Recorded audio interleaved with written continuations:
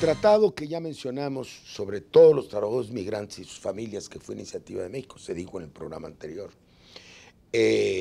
no lo ratificó México, el gobierno, no lo firmó, precisamente por el temor de la frontera sur. Tuve que hablar, estaba ya en la oposición con distintos funcionarios para promoverlo. Ahora, ese tratado establece claramente el derecho a la migración. Yo parto de la siguiente hipótesis, y es lo que quiero profundizar. Hay que quitarle, ya lo dijiste tú, el tema, la propaganda negativa. En vez de que los habitantes se sientan victimados, que entiendan que los migrantes son los victimados. Eso es lo que dijiste en tu última intervención. Si México reconoce, por un tratado que promovimos, el derecho a la migración, lo que yo planteé es, en la reunión, abramos la frontera a todos. ¿Qué le pedimos a Estados Unidos? Entonces, tú dices, en coordinación con los gobiernos de Centroamérica, todos los que quieran documentarse, aquí están abiertas las puertas. Y entonces tú vas separando el grano de la paja. El que no quiera documentarse, aguas, ese ya es otro problema. Pero reduces la trata, ¿para qué necesitan polleros? Si tienen abierto, hasta les pagas el pasaje, ¿cuál es el problema? Y los que no quieran documentarse, entonces ya están en una situación de sospecha. O porque son narcotraficantes, o porque son delincuentes, o se dedican a cualquier otra actividad fuera de la ley, porque tienen un problema grave de salud, qué sé yo. ¿No sería una buena línea esa? ¿Cómo lo ves? Es muy interesante, implicaría... Lo importante aquí está en ver que no existe una política clara. Tenemos solamente el brazo represor del Estado atendiendo las migraciones. No hay una legislación que avale una política migratoria. México es signatario de una diversidad de instrumentos en materia de derechos de las personas migrantes, sin embargo hemos sido incapaces de traducirlos a leyes domésticas. En teoría el INAMI está trabajando en una ley migratoria, sin embargo no ha habido el espacio para platicar con ellos sobre qué se está tomando en cuenta, si están incorporando una cuestión de derechos humanos a la gestión de las migraciones o no. En teoría se va a meter como una iniciativa de ley y esperamos que haya los foros. ¿Quién la está haciendo? La está haciendo el INAMI con diferentes expertos. ¿Qué es el INAMI? El Instituto Nacional de Migración. Lo está haciendo con diferentes expertos, pero es imposible nosotros como sociedad civil. Hay que traducir a leyes internas. El próximo debate, esta televisión, Dios mediante, como decían los clásicos, vamos a discutir precisamente el tema de la propuesta de derechos humanos. Yo estoy en contra de que se diga nada más que los tratados internacionales tienen la jerarquía de la Constitución. He propuesto hace más de 20 años que se internen en las leyes. Que una vez que se aprueba, se modifican las leyes internas, que es lo que hacen en Estados Unidos y casi todos los anglosajones, internalizar los tratados. Le llaman Bill of Implementation. Si no, no se van a aplicar. Exacto.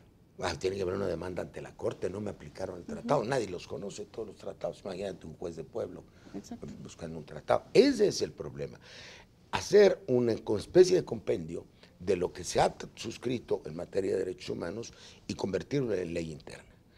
Bueno, pero ese es el principio. Ahora, la decisión política, ¿cuál sería?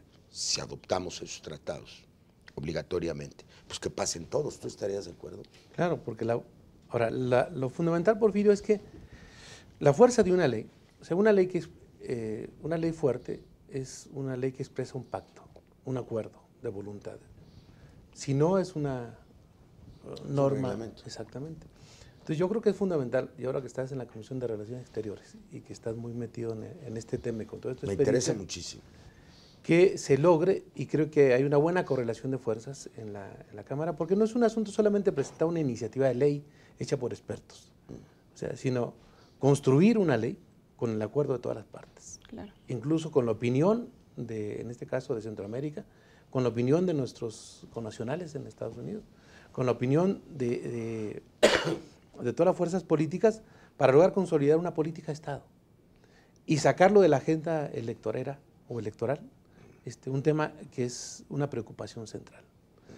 En otras democracias del mundo así ha pasado, o sea, hay temas, por ejemplo en España el tema del terrorismo no es un asunto de carácter electoral, es un tema donde todos los partidos... Es el único tema en donde hay un acuerdo nacional básico. Entonces yo creo que el tema de Y en migración... Estados Unidos de fondo también el tema migratorio de acuerdo nacional, pero para no dejarlos pasar, aunque se hagan patos y digan que sí quieren. Y entender que, bueno, este es el siglo de las migraciones. Muchas de nuestras ciudades, la inmensa mayoría de ellas, están hechas. La migración es el futuro de la humanidad, Claro. como en la época de los grandes éxodos, ¿sí? Entonces, requerimos una modificación sustancial de cómo estamos abordando el fenómeno. Porque es paradójico, pero yo lo vi, por ejemplo, en California, como muchos mexicanos apoyaron a Schwarzenegger, por ejemplo.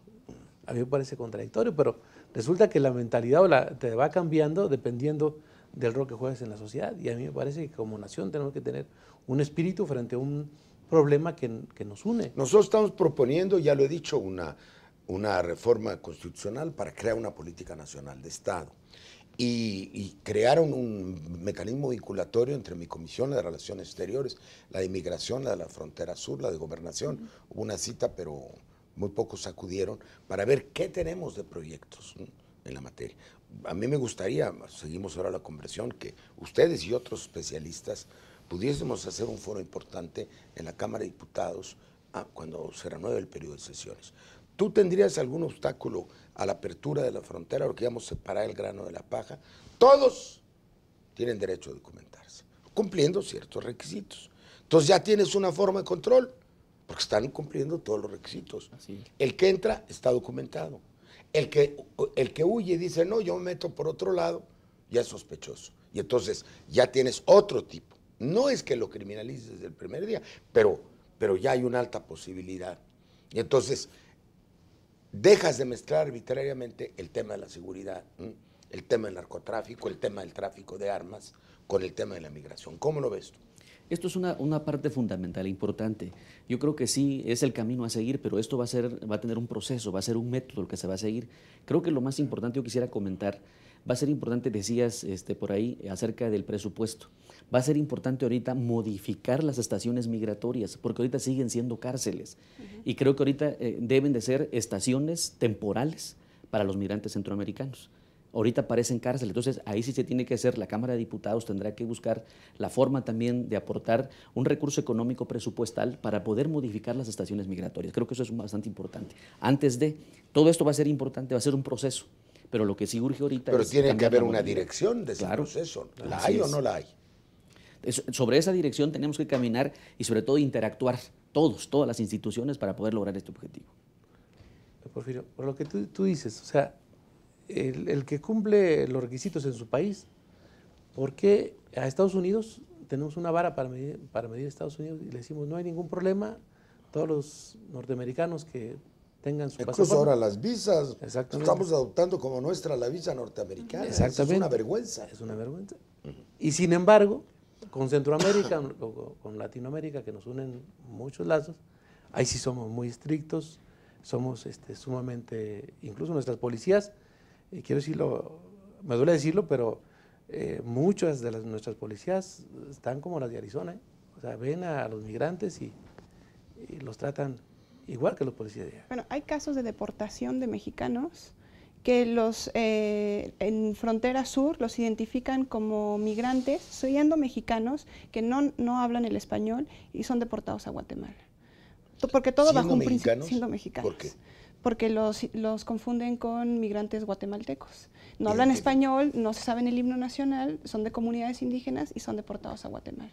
Eso es un prejuicio racial y pues, no hay otro modo de definirlo. Es un completo prejuicio. Y no hay organizaciones, y no hay una organización de las comunidades indígenas que evite esto. Hay ¿Qué organizaciones de tanto es sociedad el civil. despertar en Chiapas? Pues Ha hubo habido un movimiento también- zapatista. Ha habido también deportaciones aquí en México hacia Guatemala siendo mexicanos. Ajá, exacto.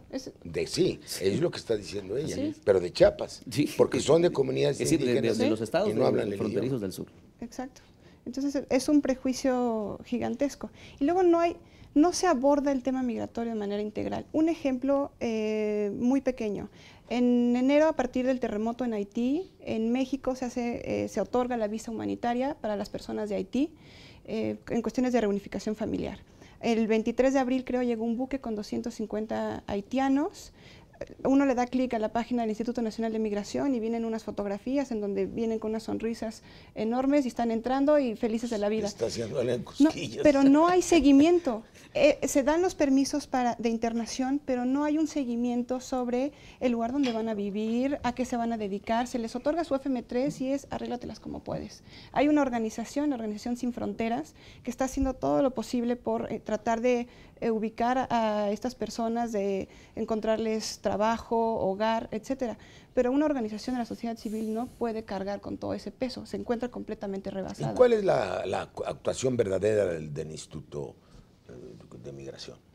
Pues, por ejemplo, uno lo ve como esta cuestión del brazo represor, solamente detener migrantes. Mencionaba las estaciones migratorias, son cárceles.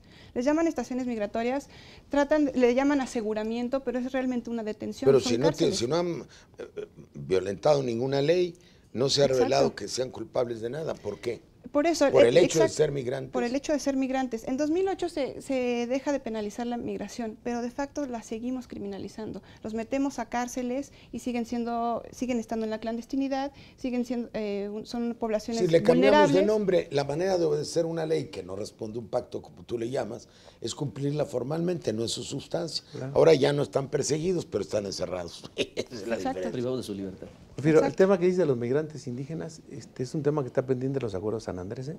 Es un tema de la agenda que no se resolvió. Bueno, no se resolvió todo lo demás, pero el tema de la migración indígena es un tema que está pendiente en la agenda pactada entre el gobierno federal y el ZLN. De eso vamos a hablar porque o se vuelve a mandar el plan Cocopa o, como yo propongo, ya hay un proyecto integrado en la Comisión de Puntos Constitucionales de Reforma de los Pueblos Indios que me parece más avanzado que San Andrés Larraínzar. De eso tenemos que platicar después. Nos están llamando a un último bloque.